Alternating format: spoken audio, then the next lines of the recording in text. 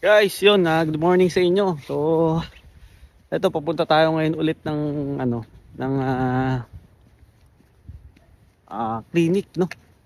Actually, tumawag na tayo sa kanila last week, which is yun, nagbibigay naman daw sila ng prescription para sa grabe. Hirap makahanap ng rito talaga, ng magbibigay sa iyo guys ng ng prescription, no. Kung meron ka lang talaga sana ng family doctor, ganoon. So, mas madali lang.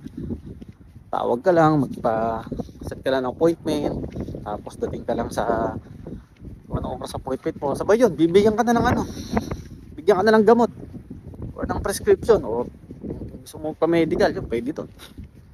Kaso sa ngayon, wala pa tayong makita, no? Laging punuan o ganun ka rito.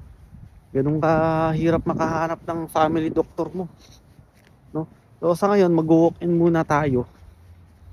Sana makahanap tayo, pakuha tayo ng ng prescription, no? At medyo paubos na rin ng gamot natin nga. Actually, pang na to?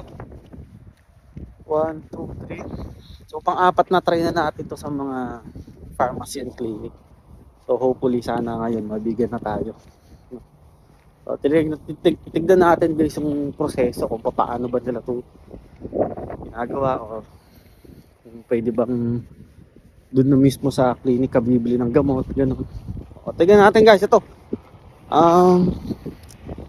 Punta tayo dun sa bus stop. Medyo malapit nga lang talaga ngayon. Pero hindi na gaya ng nakaraan. So ngayon, negative 5 ngayon. So yun guys, balikan ko kayo.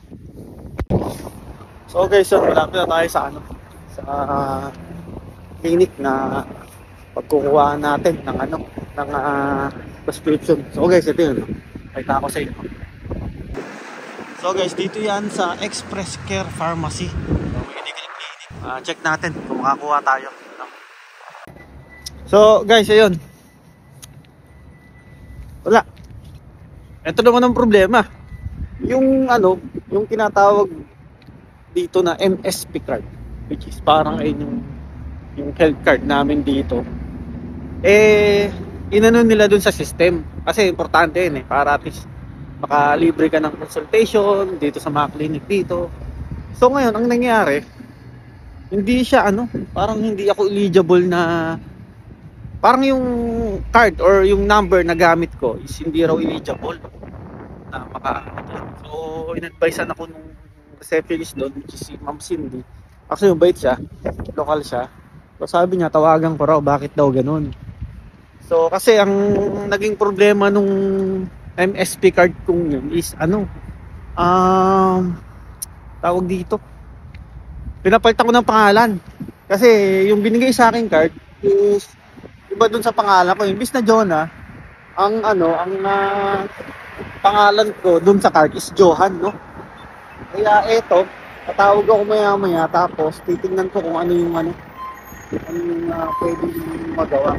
Ngayon, pwede naman na hindi ako gagamit ng gagamit ng card. Kaso nga lang, magbabayad ako ng $50, no? So, sayang din yun. So, meron pa naman ako ilang gamot. Tapos, yun nga, pagka magpapabook na lang ulit ako ng appointment. So, yun. Ikaw na naman tayo. Pangapat pagkakataon, no? O, di bale, makakaano rin naman tayo nito. Kakakuha rin tayo ng gamot. So, guys, yun. Ito, pauwi na rin ako. So, ingat kayo guys at salamat.